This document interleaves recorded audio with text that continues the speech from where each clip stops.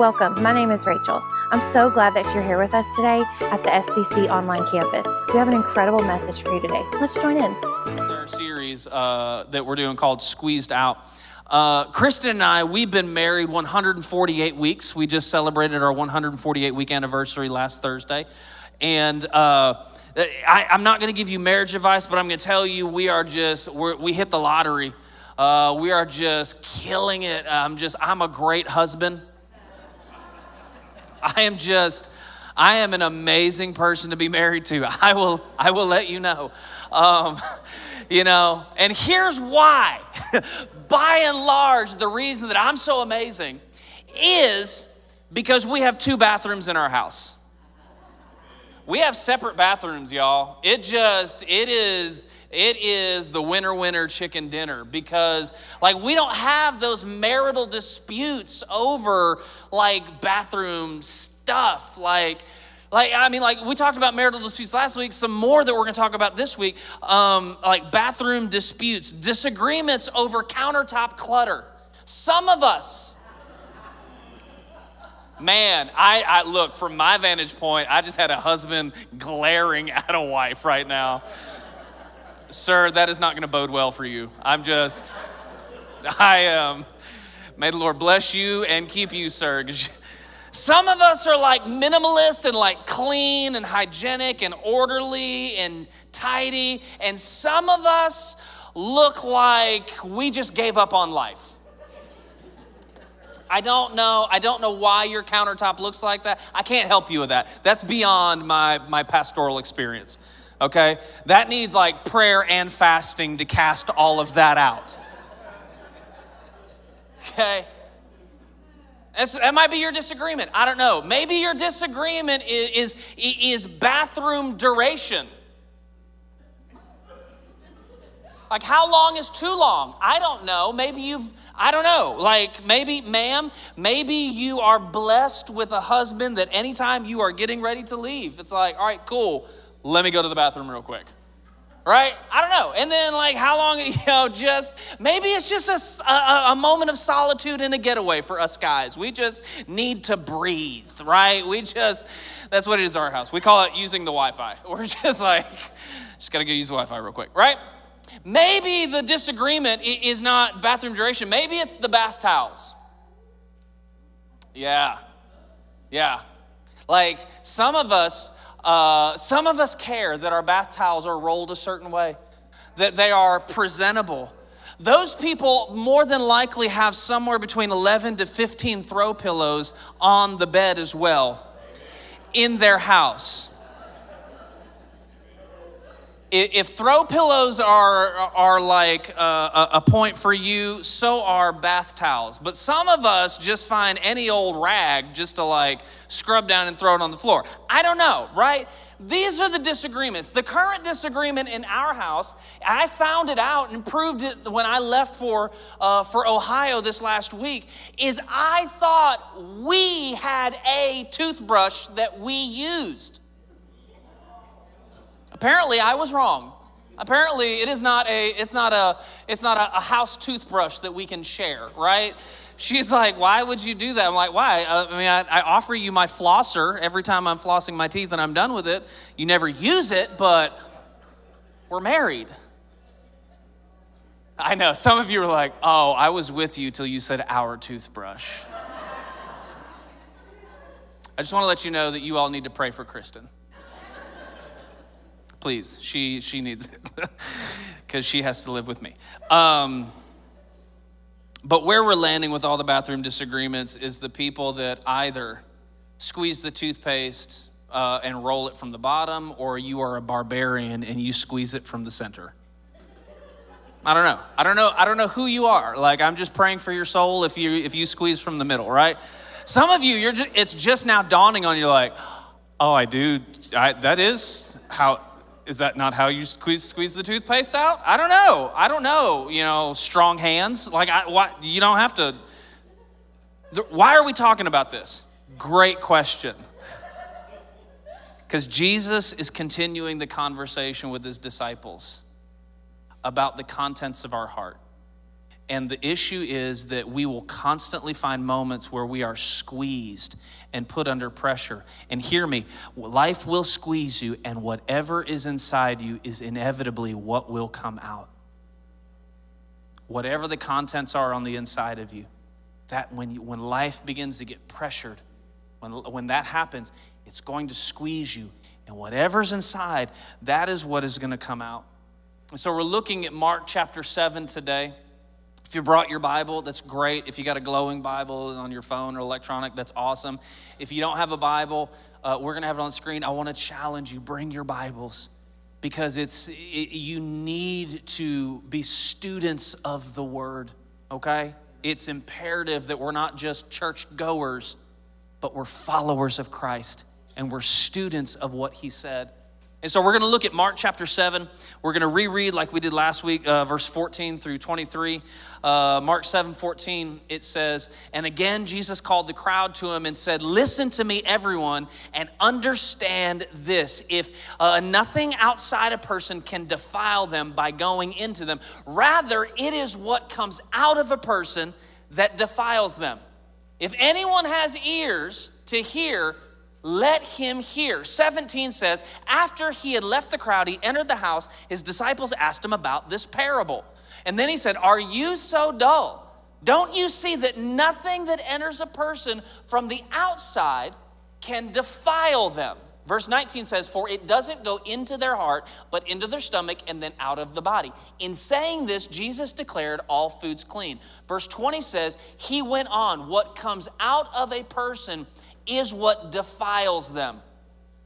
For it is from within, out of a person's heart, that evil thoughts come: sexual immorality, theft, murder, adultery, greed, malice, deceit, lewdness, envy, arrogance, slander, and folly." Verse 23 says, "All these come from inside, and they defile a person." Now, this is not the first time that Jesus is talking about heart issues. If you look at the ministry of Jesus, he's got kind of like themes that he goes back to and hits constantly. This is one of those things that he's constantly referring back to. In Matthew 23, he's looking at the religious people and he's saying, you look like a whitewashed tomb. You look great on the outside. You've got it all together. You look good, but on the inside, you're dusty. You're broken. You're busted. You're full of what he says, dead men's bones. You look good on the exterior, but on the interior, you're rotten. On the interior, you're wasting away. Hear me. In Luke 6, he says that it's out of the abundance of the heart that the mouth speaks. He's constantly pointing back to the condition of our heart. He's constantly pointing back to how our heart is operating. And so verse 20 says, what comes out of a person is what defiles them. 21 says, "For it is from within, out of a person's heart, that all this comes." And then Jesus just puts everyone on blast. He just starts hammering people with this is real. You look good on the outside, but let's talk about what's on the inside. He says there's lewdness, there's adultery, there's folly, there's murder, there's malice, there's evil thoughts, there's arrogance, there's slander, there's envy and theft. And here's what we are doing. Just as the disciples did then, we're doing it the same now. We immediately begin to sift this list of items. We are separating them mentally right now. We're picking out the ones we're like, okay, yeah, there was that time that, I told a little white lie. I'll put that in this list. But I've never done that. And we start separating the two, and we see this list, and based on our preferred sins, based on our life experience, based on the things we've done, the things that people know about and the things that people don't know about, we begin to make these lists of the sins that we are like, okay, these aren't as bad, but these are, man, I'm glad I'm not that person. And the thing is, Jesus is not interested in your list. Jesus is interested in your heart. He's interested, whether your list is little or your list is big, he is interested in what does your heart look like. Because verse 21 from the Passion Translation says that it's evil, it originates from inside a person. Well, here's what we want to do. We want to convince ourselves that we're really not that bad because maybe our list really isn't that big. Our list, it's not got like the bad things that Jesus taught. I've never murdered anybody, so I'm not like those people, right? Hear me. James 2:10 says, hear me, that whoever keeps the whole law but fails in one point of the law, this person has become guilty of it all. So regardless if your list is little, James, the half-brother of Jesus, who was aware of the teachings of Jesus, though while Jesus was alive, wasn't a follower of Jesus. He said, if you've been guilty of one, you're guilty of the whole totality of the law. I'm bringing this up to you because verse 23 from one translation says, all these come out of your heart, and they are what make you, watch, unfit to worship God. So if we don't talk about what's really going on in our heart, we'll make a pile of all the bad things on that list and never address the smallness of our list and give ourselves a pass that I'm a good person. And this is what Jesus is saying. It makes you unfit to actually worship. That's pretty heavy. Last week we talked about greed, and we talked about adultery and sexual immorality. And we're like, there's like big ones that people are like, oh yeah, that one, that's a bad one. I actually want to talk to you about you ever read something and you don't totally understand it? I do this, like Kristen reads all the fine print. I just sign whatever's put in front of me. I'm like, yeah, whatever, I'll sign that. And Kristen's like, did you read those? I'm like, no, they had big words. I didn't understand them. Right? I can't be the only one that you see some words and you're like, yeah, okay, cool, right? You just speed read through it. Text messages, I'm the worst, right? I want to pick out some rare or uncommon words that are actually in this list that maybe as I'm even reading through them, we're like, yeah, I don't do that. I don't really know what that is, but I don't think I do that. I want to talk about some rare items today. I'm going to talk about some uncommon items that maybe we don't really give too much attention for because they're not as bad as murder, right? So here's what I want you to do. I want you to look deeply into your neighbor's eyes, just like into their soul, and just repeat the word after me. The word after me. Say, arrogance. I know you're like, I don't know that I like that. I don't know that I was really comfortable. You built that up to be something different, Nathan. All right. Arrogance is pride. Arrogance is being swollen with the estimate of one's own merits. This is what arrogance really is. Look, follow the pattern. When I begin to allow arrogance, pride, ego, hear me, to operate in my life, I'm operating from the same platform that kicked Lucifer out of heaven. Lucifer, who is, by theologians' aspects, was to be called the most beautiful angel that had been created. Lucifer's job was to lead all of heaven and all of creation in worship to Jehovah sitting on the throne. It's understood that when he would breathe, it would sound like organs, and he would breathe and it would sound like harps, and he was beautiful beyond compare. And here's what happened over the course of time and eons, that he got to himself, that he finally said, I will ascend ascend like the Most High. I will set my throne and a seat for me like the Most High. He begins to, after time, to allow the estimation to become of his own merits of what he was created to do, to become swollen with them. So he thinks that he hit the ball and landed on third base. Rather, God hit it and got him to where he was supposed to be. He's swollen with his own merits.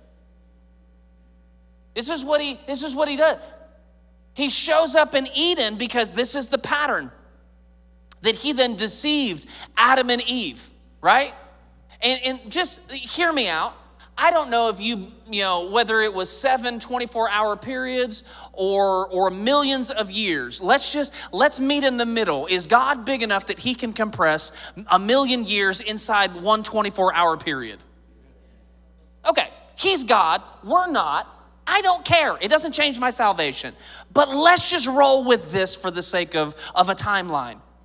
I don't believe that in days 1 through 6, all of creation is happening. Day 7, God rests. Day 8, humanity falls. But rather, hear me, that through the course of time, humanity being as holy in one aspect as God, because they were as pure as in all aspects, having no sin in their heart, so they could walk hand in hand with a holy God. Over the course of time, I can see the enemy start to come in and start to wear on them and look at them and say things like, you know what, man, you're really great, you're really good. And watch, they become swollen with the estimate of their own merits. And so finally they're deceived. Hear me? They're deceived, and he says, just eat the fruit. You won't God, I know God said that, but he didn't really mean it. It's not going to be like that. You won't die. And this, watch, through arrogance is how sin was born into the heart of humanity. After being worn down over the course of time. Watch. We think that we don't have it because we think we have a good heart. You can't trust your heart. You can't trust your heart, right? How do I know? Because the Bible says, Jeremiah 17, that the heart is deceitful above all else. Who can know it? Man, your heart will lie to you about anything, and it will lie to you about everything. But watch how the enemy operates. Let me read a quote to you. The 7 deadly sins of the Christian church are greed, pride, or arrogance, envy, anger, gluttony, lust, and sloth. Satanism advocates indulging in each of these sins as they all lead to physical, mental, or emotional gratification. Anton LaVey being quoted out of this satanic Bible. This is how grievous pride is. This is how detrimental arrogance is, because it wears on us over the course of time to where we get the idea that we're better than what we think we are. Why do we have arrogance? Why does arrogance work on the inside of us? Because it's the establishment of our rule. It's the taproot of the original sin. We think we're better than what we really are. We think we're not as bad as what the Bible would really say. It's the working, watch, of arrogance. And when life squeezes me, what comes out of me is that arrogance. Turn to your neighbor and say envy. Envy. Remember, these are uncommon words. Like, yeah, I mean, envy. If I ask you what envy means, more than likely you will say, oh, it's like jealousy. The problem is that you're wrong. Hear me. Envy, to want what belongs to someone else, to covet. You're like, Nathan, that really kind of sounds like jealousy. Hear me. Envy is the distress or resentment we feel when others have what we have not. Jealousy is the sense or dread or suspicion when we feel what we have might be taken away. Why is this such a big issue? because we genuinely think that we're better than what we really are. We go around and we will admit, man, I'm really jealous of your crispy white tennis shoes. Man, that's a good looking truck. I'm jealous of your truck. That's a nice house. I'm jealous of your house. That's what. I'm not jealous though. I don't have a dread that what I have will be taken away. I am envious. I have a resentment because you have what I do not have. Yet we call it jealousy because we want to water down how detrimental it really is. We want to water down how dirty it really is. We have an anthropology that is off base. We have a flawed anthropology. We think humanity is actually better than what it really is. Because Exodus 30 says that he's a jealous God, right? So then when we say, well, if God is jealous, then it's not a big deal if I look at you and be like, man, I'm really jealous. Because we lob it out there almost like it's a compliment. Man, that's really nice. I'm jealous of that. Wow, you got to go do that? I'm jealous of that. No. We're wretched and depraved. I'm envious that you have something that I don't. But it sounds nicer when I say I'm jealous, because if God is jealous in Exodus 30, then it's not so bad with what's working and operating in my heart. Why does the Bible say that he's jealous in Exodus 30? Because he is anticipating that the affections, the worship, the love, and the adoration that we give him will be taken away by other affections. That's why he looks at the nation of Israel and says, have nothing to do with the other nations. I'm a jealous God, because I know the contents of your heart, and I know the moment you start interacting with them, you will be pulled away and you won't have affections for me anymore. I'm a jealous God. I'm not envious. I'm not envious that you have what I don't. I have your affection. I'm jealous. I am concerned that you will be drawn away, enticed by other things. We have a flawed anthropology. We think humanity isn't all that bad. Let me prove to you how bad humanity is. Let's go to the book of Genesis. Let's go to the book of Genesis. Abraham has a conversation with God. I'm going to go quickly through this. Over Sodom and Gomorrah. God says, I'm just going to tear the club up on Sodom and Gomorrah. NIV, Nathan's interpreted version. And the Bible says, Abraham asked God, he said, if there's 50 people, will you spare the cities? God says yes. Abraham then goes down like 40, 30, 20. Abraham gets it. God, if there are 10 righteous people in these cities, will you spare them? And God says, yes, I'll spare them. And if you read through the story, Lot, his wife, and Lot had 4 daughters, so there's 6 of the 10. There would have been, scholars believe, somewhere between 10,000 and 50,000 people between these 2 cities. And you couldn't find 4 righteous. You couldn't muster 4 righteous people that loved God out of, let's take the low end, out of 10,000. You already had 60%. You already had 6 people. You couldn't find 4 people out of 10,000. We have a flawed anthropology, which then bleeds us into and leads us into an errant theology that God is mean, that God is angry, that God is mad, that he is spiteful. Because, watch, we think we're better than what we really are. we are wretched and we are depraved without the gift of his love and the gift of the cross and the working of his grace and his mercy. God is not sending us to hell. We were running as fast as we could in the direction of hell. And in his kindness and mercy, he sent Jesus, his son, in front of us to try his best to stop us from running headlong away from him. We've got a flawed anthropology. Why do we have envy? Because we want to reproduce what went missing in the garden: nearness.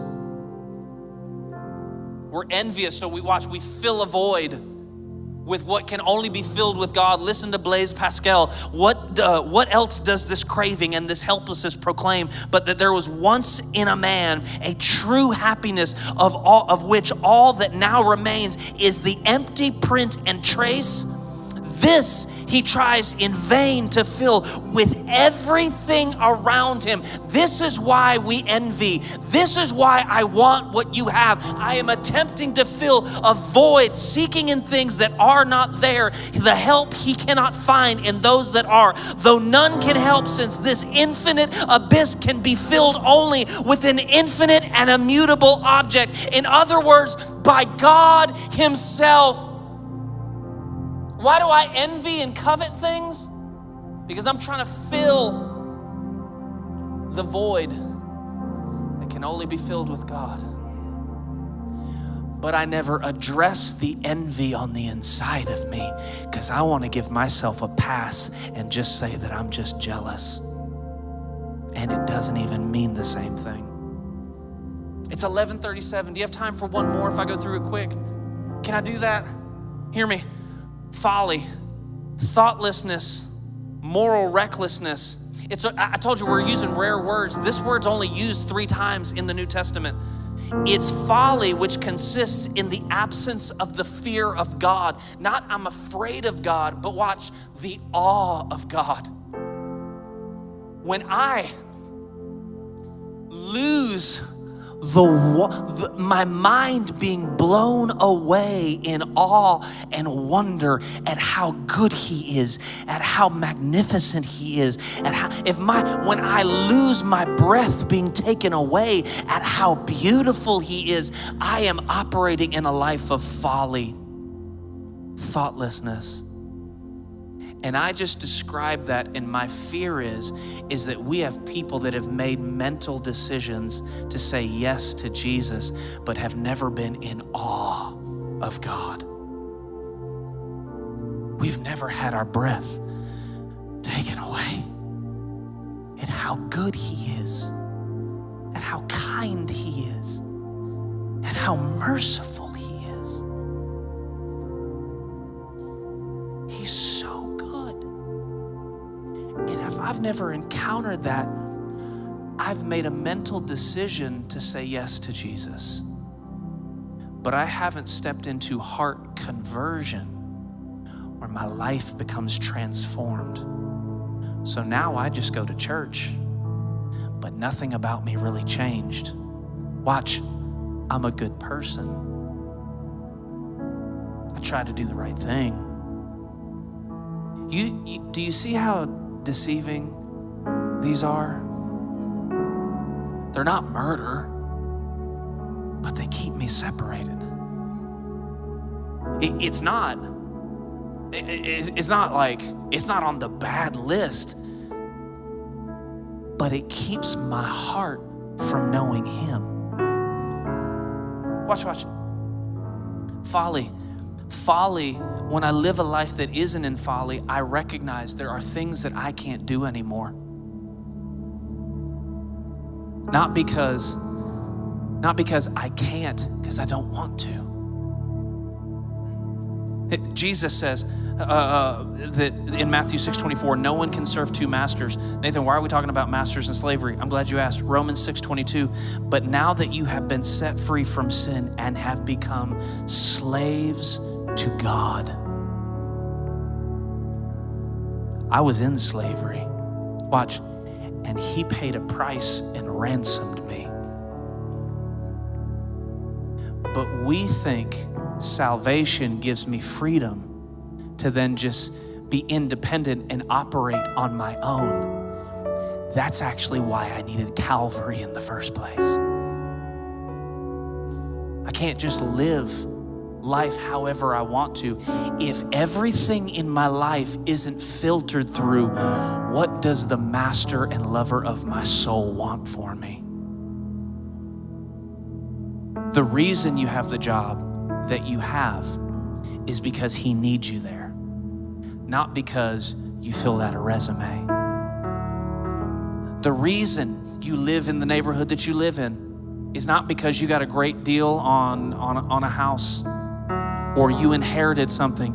He needed you there because there would be people around you that needed to encounter his presence who might be living in folly, but their hearts aren't sold out to him like yours is supposed to be. We live in folly, reckless, thoughtless. When I said yes to Jesus, I said no to all that I was prior to the cross. Not just the bad things, the good, the bad, and the ugly. All of it. All of Nathan has to die at the foot of the cross. Not just the bad parts of Nathan. Does that make sense, church? All of us has to, every area of my, watch, so that I can be resurrected in newness. Because if any man be in Christ, they are a new creation. All of you becomes new. If all of you has not become new, I'm not a betting man, I'll put good money on it, that you're living in folly, that you're thoughtless about why he's actually called you to the kingdom for such a time as this. Does that make sense, church? I'm landing the plane. The plane has landed. My fear is that we don't have a bad list. We just have a little list. But it's the little list, never addressed, that keeps us from him. Here's the good news, though. You actually can't fix you. You literally can't. You don't have what it takes. Sir, you are not good enough. Your credit score is not good enough to get you out of fixing these items. Your house isn't nice enough. Don't get swollen on your own merits. You can't do what only Jesus could do. And so that's the uplifting part of this marriage, regardless of how big your list is. Jesus came to clean you from the inside out. He came to do what you couldn't do. He showed up 2,000 years ago, vacated heaven and came down to live like you would live and how I would live, so that he would know the pressures and the stresses we would encounter. And then he allowed himself to die, so that we could be clean from the inside out and be reconnected to a holy God. That's how all of this works. So glad you decided to join us today. At Salem, we are intent on creating communities centered on Christ. The best way to connect in our community is using the digital Connect card, where you can ask questions or get info on anything going on at Salem. If for whatever reason you can't be here with us in person next week, we will see you right here on our online campus.